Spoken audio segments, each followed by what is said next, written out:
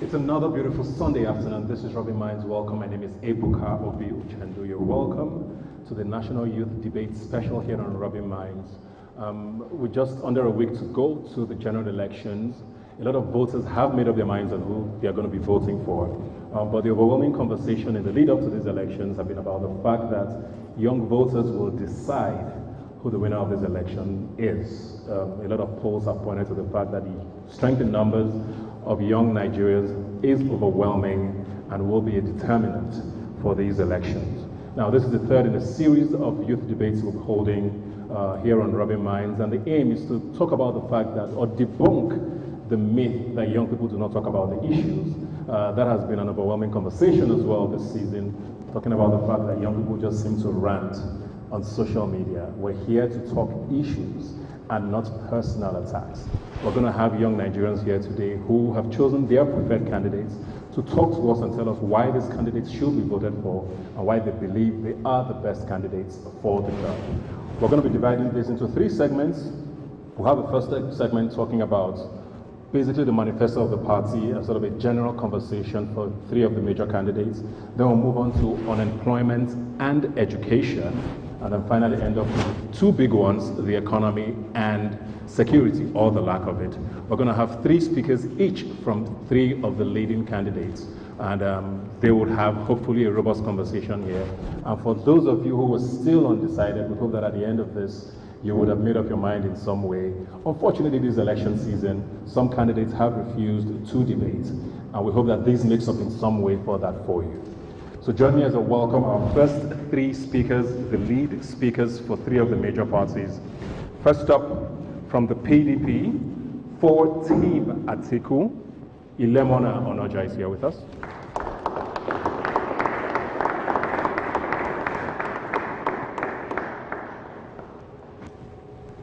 From the Labour Party with Team Obi is Tochukwu Simon.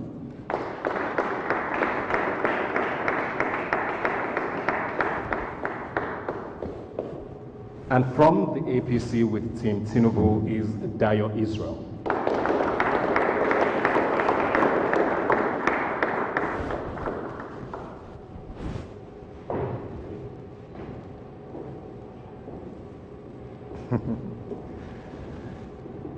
Now, just to clarify that introduction was not done randomly. Before we came on air, we did have a bit of a raffle to decide how they would be introduced and who would go first with their opening remarks, and I called them out in the order that the numbers were picked. Just a few ground rules here.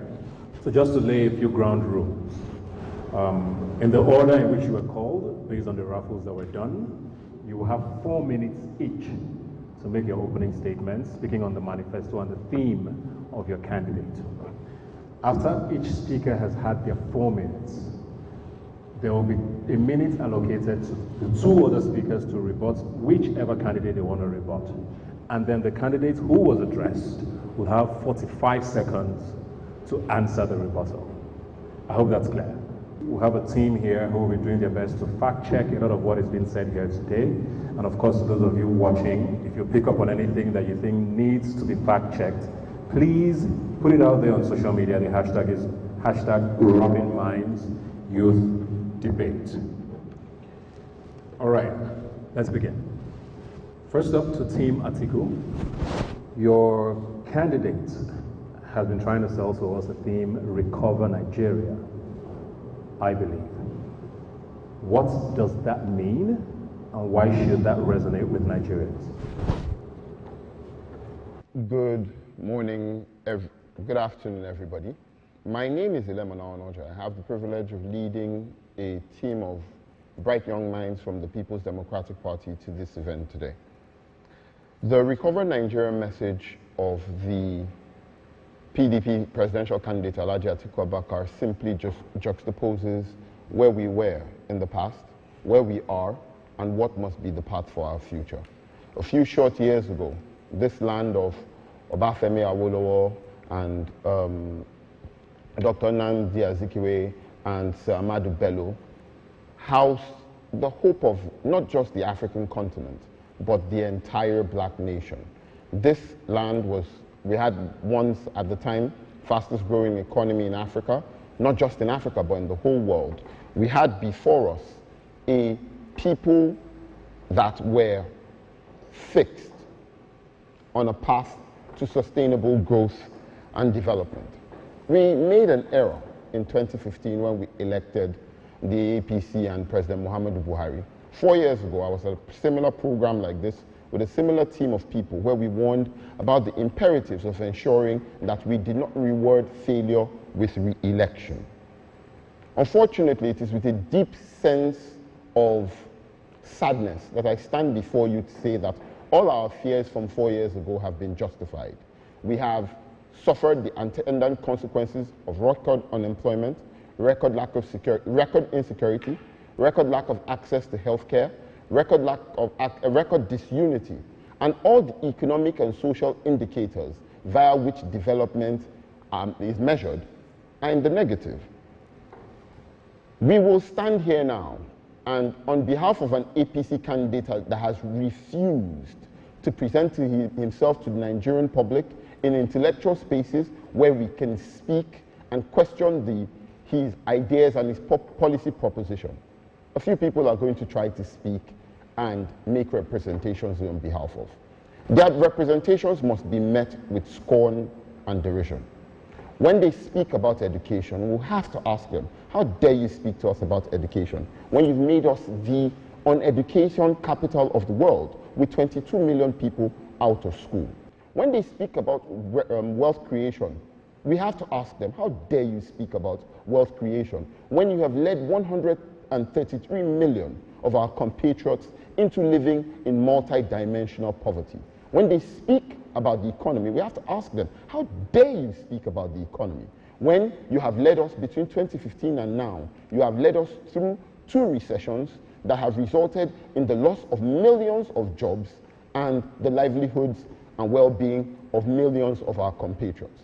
On the other hand, what we will do after we finish asking them that question, how dare you come to campaign to us instead of apologizing, we will now speak about the Recover Nigeria agenda of the People's Democratic Party that speaks about economic growth, economic regeneration, that speaks about the hope for the future, that speaks about the establishment of whole sectors of the Nigerian economy, that speaks about the development and the reinvigoration of previously run down institutions of government. We know one thing is clear, that in 2015, the People's Democratic Party handed over to the APC a much better country than it inherited from the military. That country has been taken, has been run down, has been broken down, has been bastardized. Our simple message is that we intend to provide the sort of leadership that recovers that country and replaces her firmly on the path to sustainable growth and development. Thank you very much. We'll move on now to Team Obi.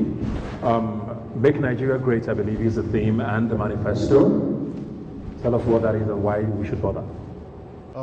Thank you very much, Ebuka, for inviting us to this town hall, which is different from, well, you know the rest. Well, the desire of every upstanding citizen of Nigeria is to have a country that works for everyone and not just a select few.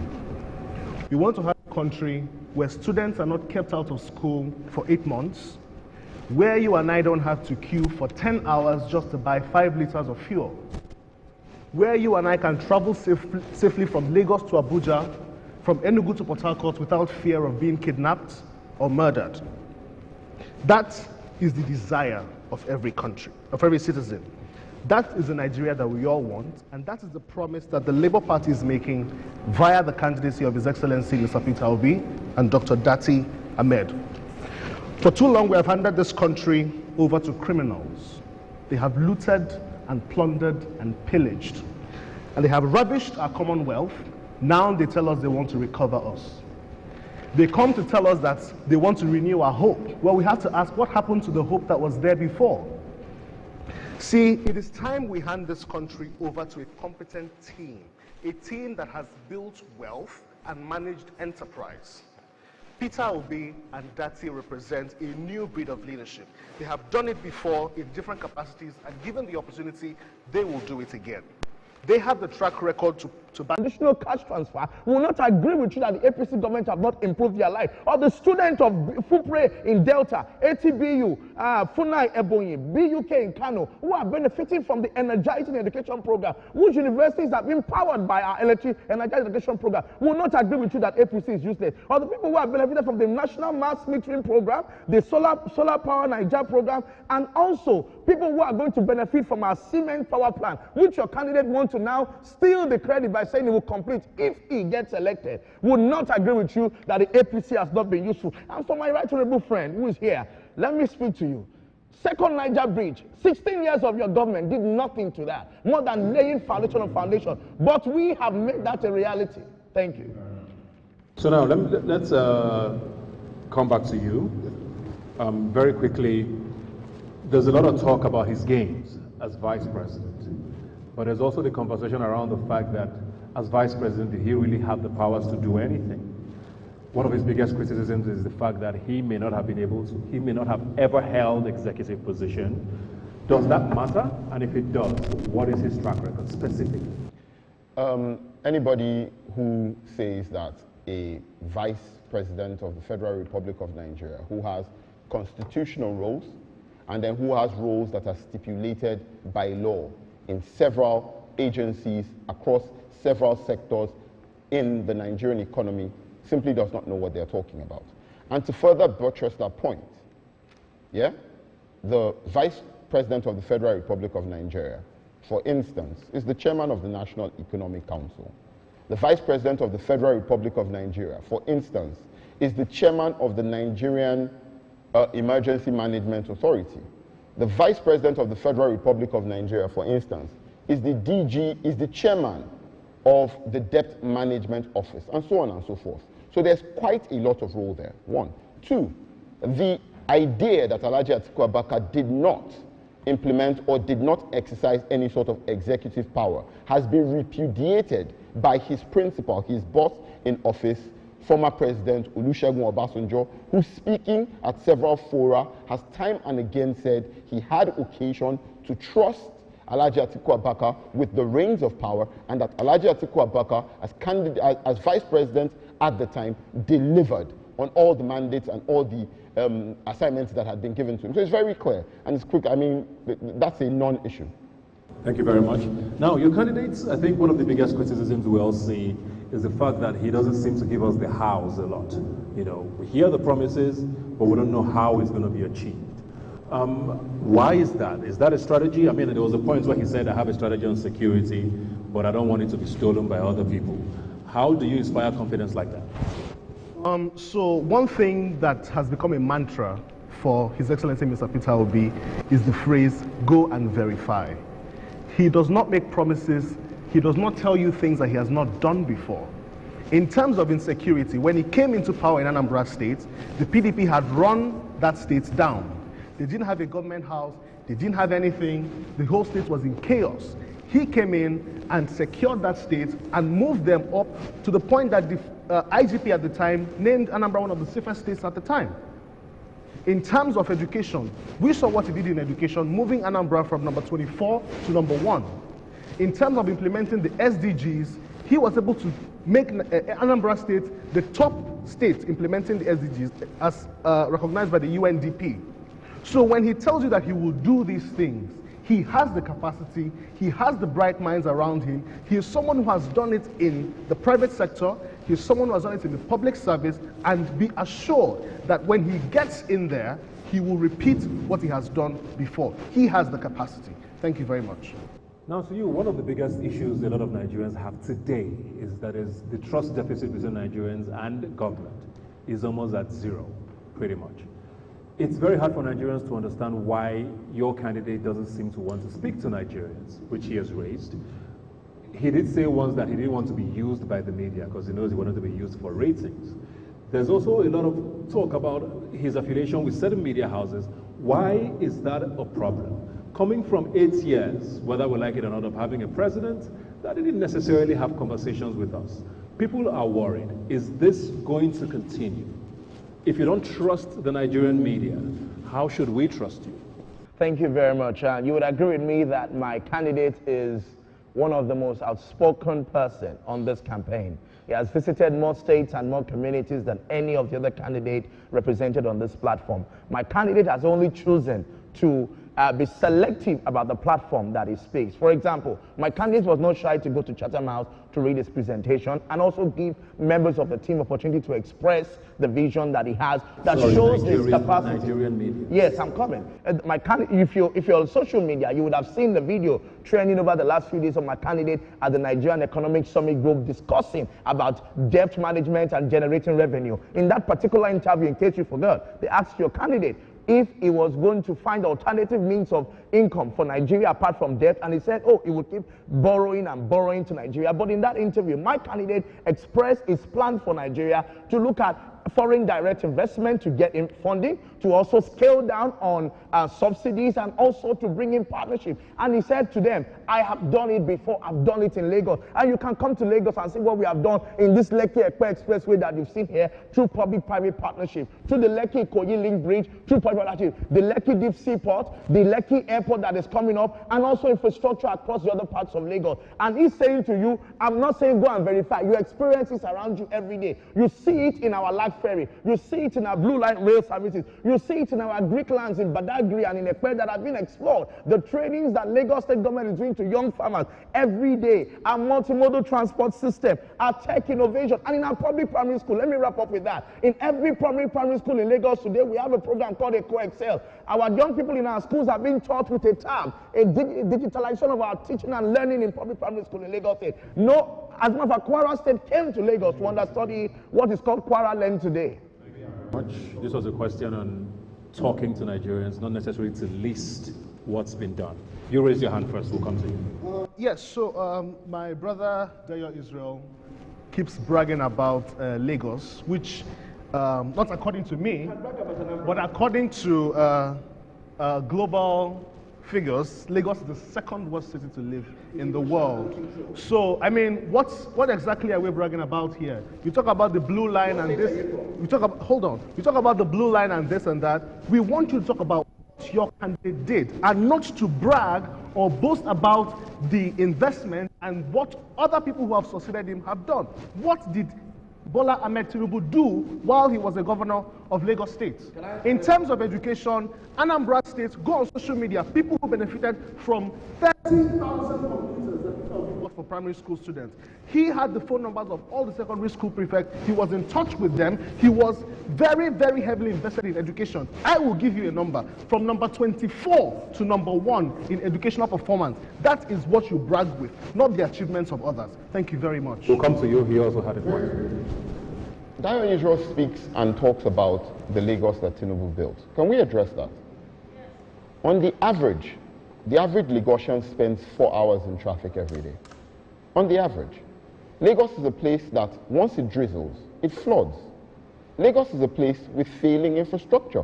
The Lekki-Ekpe Expressway, which is cited as an example, typically has people who spend several hours in traffic on a daily basis, occasioned by large potholes and craters in the middle of the road.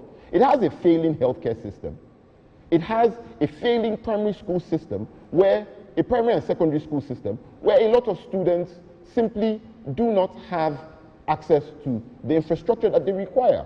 So when he speaks about Lagos, Lagos has a thuggery problem, where we have an entire underworld cartel that creams 200 million naira daily off the sweat of Lagosians in Lagos. Lagos's businesses are taxed multiply and are groaning under the consequences.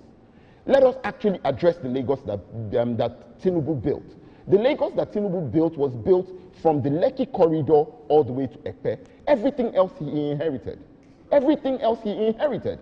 Let us look at the Lekki-Ekpe corridor. It's a glorified slum with a lack of all the amenities that everybody in a mega city that they like to style Lagos at should take for granted. It simply does not exist. And we should be warning everybody that anybody who says that they want to export the Lagos that we see and we experience on a daily basis to the national level is threatening the lives, welfare, and well-being of the average Nigerian from Port Harcourt to Maiduguri, from Kogi to Kwara. and every other part of the country. What Lagos did Tinubu build? Can I respond? Thank you very much. You know, I like your presentation, but people from your state who flood Lagos every day at the backs of trucks and trailers and night buses would not agree with you. They are not staying in their own state, they're coming into Lagos, and that is why we have thousands of people putting pressure on our social investment program and on our public amenities and facilities. And that Lagos was the Lagos that Asiwaju Bola Ahmed Tinubu started the program to pay the WAEC fees of every pupil in our schools in Lagos, either they were Lagosians or people that came from your state and your state. Asiwaju Bola Ahmed Tinubu is not a tribalistic individual and has continued to inspire the governors that has accommodated people within the state. So that's the reason why you see that our infrastructure, but we are not staying on that. We continue to expand the infrastructure. Yes, there have been traffic, but we have done a lot of investment in our road infrastructure. We have introduced the last mile buses. We have introduced the large buses and the BRT lanes in Lagos State, for example. We have expanded. 500,000 people go through our large ferries every day, and in addition to that, we are doing the coastal road and the regional roads across the Lekki to create alternative routes to get to the international airport. We are every day investing everything that we have into making Lagos better, and that's why every day millions of your people are entering into our Lagos. It is insulting of you to come on this platform and speak against the progressive families that have continued to build and make Lagos a safer place for people to come into. Bigotry to jump out. The bigotry jumped right out immediately. The bigotry jumped right out. We do not live in Lagos for free. We pay taxes. I probably pay more taxes, and I'm not even from Anambra. I probably pay more taxes to the Lagos state government than you ever have. I probably pay more taxes. And my payment of taxes and my creation of employment and the taxes from the people I employ earn people the right to live in Lagos and to demand better. Maybe you would also improve like Lagos. So to insult Lagos is not Nobody insulted Lagos. Nobody insulted. Very quickly now, okay, we need to take 1 minute statements from three of you before we move on to the other segments, and then you come back at the end of it to wrap up the entire debate. So in the order that we started. What we're asking people to do is look forward to a future that is bright and captures all of us. That captures all of us. There's a person who has a track record of participating of all the three candidates represented here. Only one candidate, Alhaji Atiku Abubakar, has a track record of participating in wealth creation, in institutional reform, in legislative growth and development at the highest levels in our country. His name is Alhaji Atiku Abubakar. And there's only one candidate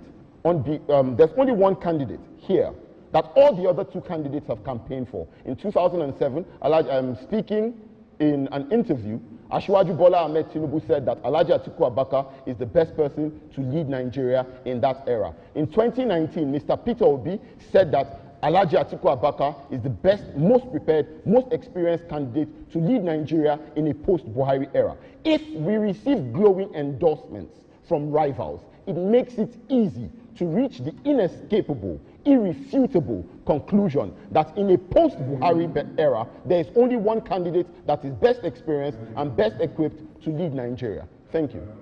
Timobi. Our party is promising Nigerians that together we will take back our country from the people who have plunged us into abject poverty. The APC in the last 23 to 24 years have turned Nigeria upside down. They have stolen our commonwealth through SPVs. They have stolen our commonwealth through collecting multiple taxations and conglomerates that enrich themselves. My candidate is and will continue to say that if any pin from Anambra State entered his pocket, he will stop campaigning. Can the two candidates of these other two parties make such similar boasts? This is someone who has managed a state that was in debt, paid off the debt, and even left savings. This is someone who has excelled in private sector and excelled in the public sector, and given the opportunity, he will do it again. Thank you very much. Moses said in the scripture, I put before you life and death, choose one. Today, I echo the words of the prophet to say that before you in this election is a man who has shown capacity, who has been able to implement some of the ideas that we want to see on the national scale and piloted them in Lagos. Road transformation, transport revolution, and also creation of job driving tech and creating an enabling environment for for creatives to be able to grow and young entrepreneurs to be able to find hope. And he wants to come here and renew that hope and scale up on those ideas that he has been able to implement in Lagos State.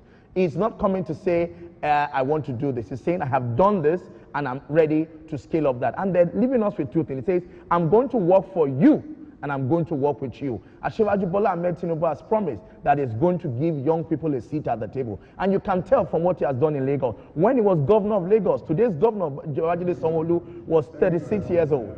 Please. Thank you very much to our three speakers. Just before we go, on a quick break, just two facts just wanted to clear up. First up, you say that Peter Obi turned down oil wells. We still don't have that verified, that information. We don't know whether that source is confirmed. Secondly, you did mention that President Buhari lifted 10 million Nigerians out of poverty, but the facts say the opposite, that over 10 million Nigerians have gone into poverty. So just wanted to clear that up. So we did have a conversation with some of your favorite celebrities around the country on who they are voting for and why we should support their candidates. And here's what they had to say. My name is Rino Oduala, and on the question of who I support to be Nigeria's next president, as a young person, I'll be voting on issues that matter most to me, especially social issues, education, jobs, innovation, quality healthcare, human rights, women's rights, ability to understand global trends, security, amongst many others. So I'll be voting for someone who has proven himself more than capable to address these issues. A present president, an honest president, an empathetic president, a problem solver, a communicator, someone with the right skills, attitudes, character, and mindset to address these issues. That person that represents a bright future, not just for this generation, the older generation, and the future generation. Someone that represents a possible Nigeria, that represents the Nigeria of our dreams. Someone who will unite us as a nation. And that person is the person with competence, character, capacity, attitudes, skills, and commitment to address our issues as a nation. That ticket that represents inclusivity, equity, justice, not just for some Nigerians, for all Nigerians, for women, for young people, from people for different tribes, different religions, different lands. And that person is His Excellency Peter Obi of Labour Party. Thank you.